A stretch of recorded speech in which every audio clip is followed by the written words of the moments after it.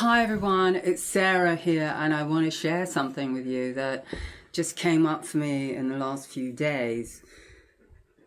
I had a blog that I wrote called The Empathic Healer, and I wrote it a long time ago, actually 9 years ago.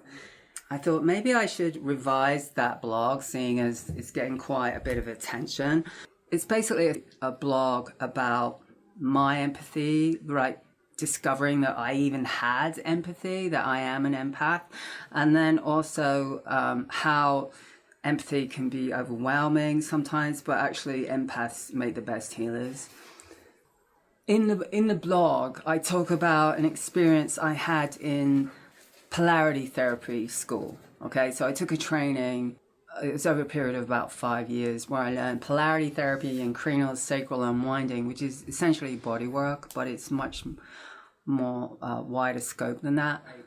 When I first took that class, there was a demonstration on a man who was raised in the Middle East, and it was during the time of the war there, and he had the trauma of being in a war zone, like being around bombs and things like that.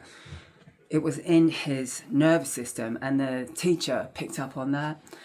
And she asked everyone who was watching, like the students, like, how are you feeling? And I just had tears like streaming down my face, right? So I said, wow, I'm like crying. I wasn't like, wow, but I was crying. And the man immediately said, like, I don't need your pity or something like that. And I was like, whoa. And I just like, I wasn't pitying him at all. Like, I had a response, okay? So that's what I realized later was, why did I respond like that? And then I just put it to, oh, maybe I had some trauma from childhood and it's just activating that. And because, I'm an empath, which I hadn't really thought of before. Like, I didn't even really know that word back then. And I didn't really know what it meant. But that's when I discovered, like, yeah, I am an empath and I feel things, right? So I feel the pain of others and the trauma. I can pick up on that. Anyway, like a lot of us do, okay? A lot of people in the healing arts are empaths. That's what makes them so good. But then when I revised the blog, I realized, like, I didn't grow up with bombs, I didn't grow up in a war zone. And then I thought, well, my parents did, and my grandparents did, and specifically my grandfather was in the First World War, and my parents were children in London in the Second World War, and there was the Blitz, non-stop bombing on London, okay? And, you never know if you're going to wake up alive. I mean, how destabilizing, right?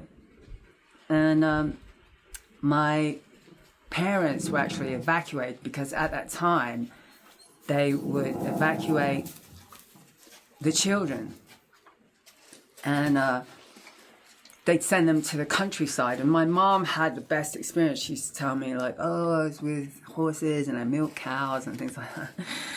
And my dad didn't even talk about it. But then I found out that he actually went somewhere horrible and he ran away and he actually went back to London. And he was young, he was a kid. And anyway, so there's all this uncertainty and destabilization and, trauma, massive trauma, right? Collective trauma. And I thought that's where that response was coming from. It wasn't my own personal physical experience. It was an ancestral experience that it was resonating from this man, right? When the teacher touched on it. And then that led me to contemplate on representatives in a family constellation. So if you're not familiar with it, it's basically a family constellation invites people to come in to represent other people. And it can be people who are deceased, it can you can represent other things too. It doesn't have to just be people.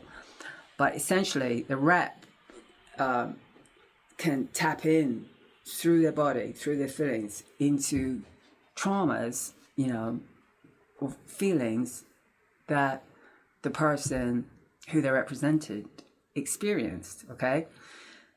And in a way, that's like the same portal, like through empathy, like exercising empathy, right? And there's no kind of accident when that happens. Like there's a resonance that pulls that together, right? So that's the beautiful thing about representing, is that the representative can get a lot out of it personally, because it can activate trauma in their system, and then they can process that as well, right? Or at least identify it. And so, which makes family constellation so rich and so beautiful. And also, I feel it goes even beyond the representatives having a resonant experience of the person, you know, who's having the constellation, in the sense of who shows up to a constellation, like who comes. There's always a theme in constellations. There always is. And if you are a facilitator, like start noticing that. What's the theme in your group constellation? Okay? You'll find one. And that's what brings everyone together, because it has a resonance and a frequency, right? So that's the beautiful aspect of family constellation, that it really does encompass everyone. You know, the ancestors, the descendants, the witnesses, the representatives. Everyone benefits from the work. So if you're at all interested in family constellation work, I do teach it, and I have a course online coming up in August. So if you have any questions, please feel free to ask me, and or any feedback as far as your experience with empathy, and if it showed you something about your trauma or your ancestors' trauma or anything like that, I'd love to hear.